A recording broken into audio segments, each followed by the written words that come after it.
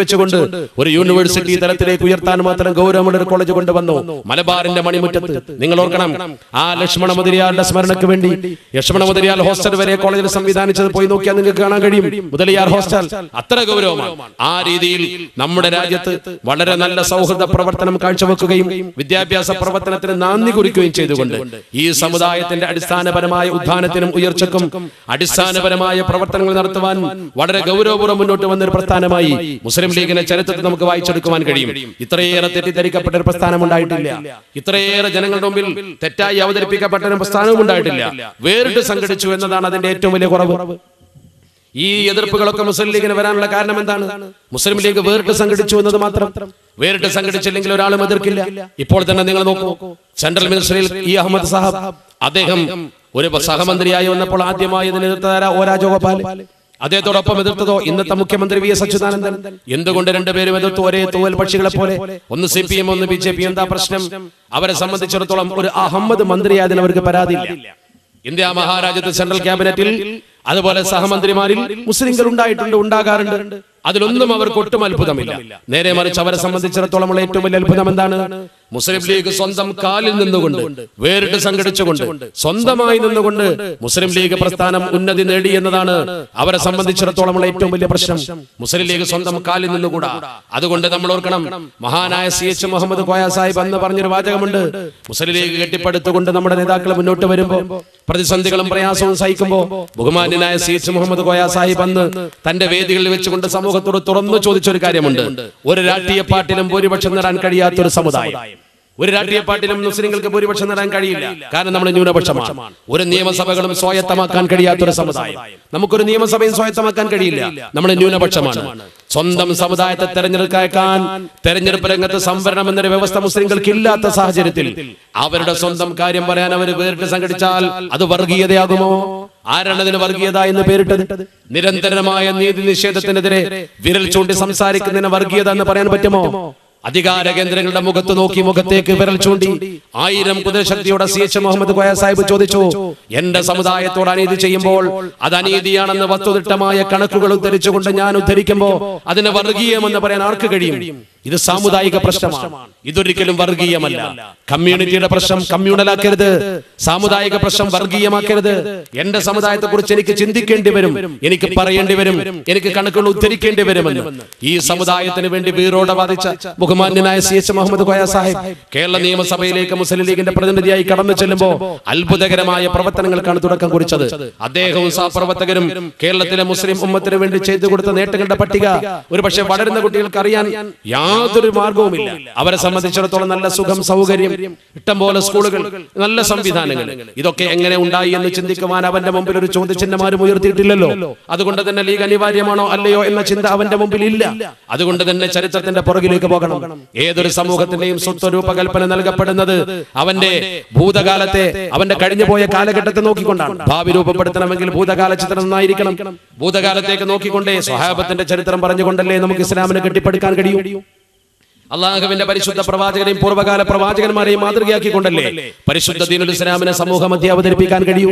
അതുകൊണ്ട് എന്റെ പ്രിയപ്പെട്ട സഹപ്രവർത്തകർ, ചരിത്രത്തിൽ വളരെ ഗൗരവത്തോടെ ഉല്ലേഖനം ചെയ്യപ്പെട്ട വസ്തുതകൾ മനസ്സിലാക്കണം.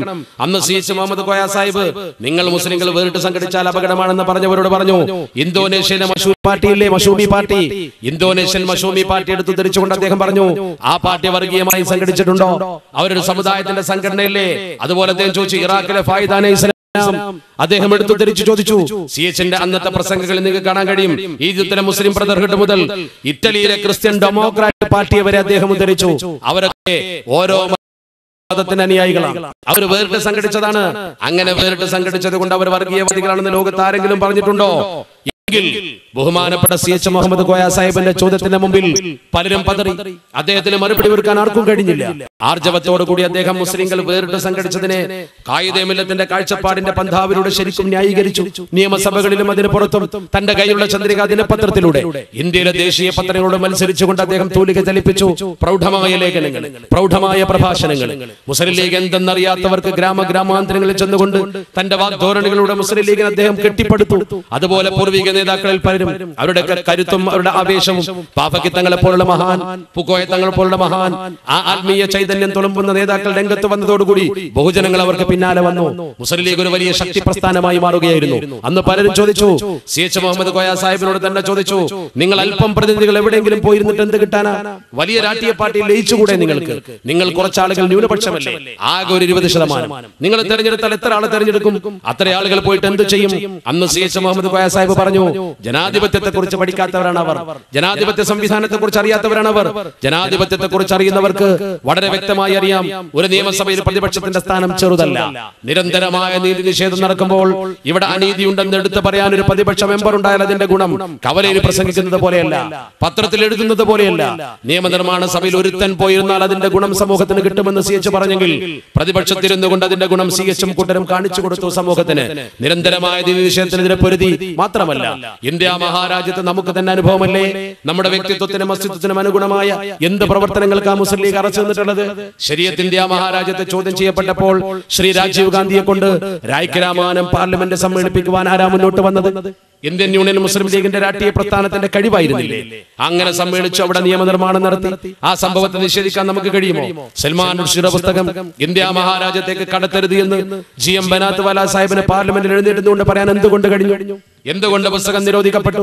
കവരപ്രസംഗം കൊണ്ട് പുസ്തകം നിരോധിക്കപ്പെടുമായിരുന്നു. ഖൈദ് മുഹമ്മദ് ഇസ്മായിൽ സാഹിബിന്റെ കാഴ്ചപ്പാട് പ്രകടിപ്പിച്ച ഒരു സമൂഹം ബാലറ്റ് ഉപയോഗപ്പെടുത്തിക്കൊണ്ട് അദ്ദേഹത്തെ അങ്ങോട്ട് പറഞ്ഞയച്ചത് കൊണ്ടല്ലേ?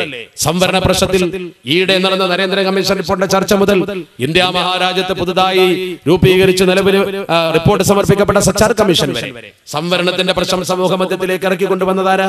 മുസ്ലിം ലീഗ് പ്രസ്ഥാനത്തിന് ഇതിൽ പങ്കില്ലേ? മാത്രമല്ല, ഈ സംവരണ പ്രസ്ഥാനത്തെ കുറിച്ചൊക്കെ പലരും ചിന്തിക്കുന്നതിന് മുമ്പ്, നരേന്ദ്ര കമ്മീഷൻ റിപ്പോർട്ടിനെ കുറിച്ച് പലരും പഠിക്കുന്നതിന് മുമ്പ്, ജസ്റ്റിസ് നരേന്ദ്രന്റെ ഒരു കമ്മീഷൻ ലോകത്ത് വരുന്നതിന്റെ മുമ്പ്, നമ്മുടെ രാജ്യത്ത് അത്തരം ചിന്ത വരുന്നതിന്റെ മുമ്പ് നമ്മുടെ സംസ്ഥാനത്ത് അവസ്ഥ എന്തായിരുന്നു? CH കൂട്ടരും നിയമസഭയിലേക്ക് കടന്നു ചെല്ലുമ്പോ നമ്മുടെ രാജ്യത്ത് 35% സംവരണമുണ്ട് പിന്നോക്കത്തിന്. മുഴുവൻ ഈഴവർക്ക് ലഭിക്കുന്നത്, മുസ്ലിങ്ങൾക്ക് ഒട്ടുമില്ല. 35% പിന്നോക്ക സംവരണം, അതർ ബാക്ക്വേർഡ് കമ്മ്യൂണിറ്റി, OBC. ഈ OBC എന്ന് പറയുന്ന ആളുകൾക്ക് സംവരണം മുസ്ലിങ്ങൾക്ക് എങ്ങനെ വേറിട്ട് കിട്ടും? സംവരണം പാലിക്കുന്നുണ്ട്, പക്ഷെ മുസ്ലിങ്ങൾക്ക് എത്തുന്നില്ല. CH മുഹമ്മദ് കോയ സാഹിബിനെ പോലുള്ള പ്രതിപാദനനായ ഒരു ചിന്തകൻ തന്റെ സഹപ്രവർത്തകർ ഒരുമിച്ച് നിർത്തിക്കൊണ്ട് അന്ന് അവർ പടപ്പുറപ്പാട് നടത്തി. നിയമസഭയിൽ അതിശക്തമായി വാദിച്ചു, ഇതിൽ മുസ്ലിങ്ങൾക്ക് എത്രയുണ്ടെന്ന് വേറിട്ട് തന്നെ കിട്ടണം, ഓരോ സമൂഹത്തിനും വേറിട്ട് തന്നെ കിട്ടണം. 10%, അതുപോലെ 12% കൃത്യമായി നിർണയിച്ചുകൊണ്ട് ഉദ്യോഗത്തിന് സംവരണം നടപ്പാക്കി. അതുകൊണ്ട് മുസ്ലിങ്ങൾക്ക് ഇത്രയെന്ന കൃത്യമായ കണക്ക് വന്നു. ആ 12ന്റെ കണക്ക് എത്ര ലഭ്യമായിട്ടില്ല എന്നതല്ലേ ബാക്ക്ലോഗ്. ആ സംവരണത്തിന് 12% CHന്റെ ശ്രമഫലമായി നിർണ്ണയിക്കപ്പെട്ടത് കൊണ്ടല്ലേ ബാക്ക്ലോഗ് എത്രയുണ്ട് എന്നറിഞ്ഞത്. അതല്ലേ നരേന്ദ്രൻ കമ്മീഷൻ റിപ്പോർട്ട് ചൂണ്ടിക്കാണിച്ചത്.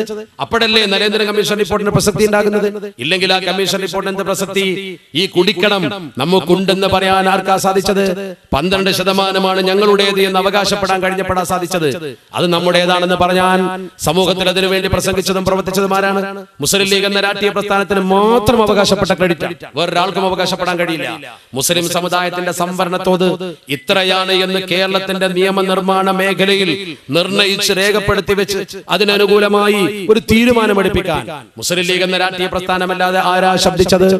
ആരാണ് അതിനു വേണ്ടി മുന്നോട്ട് വന്നത്? CPM കുറിച്ച് ഓർത്തു നോക്കൂ നിങ്ങൾ.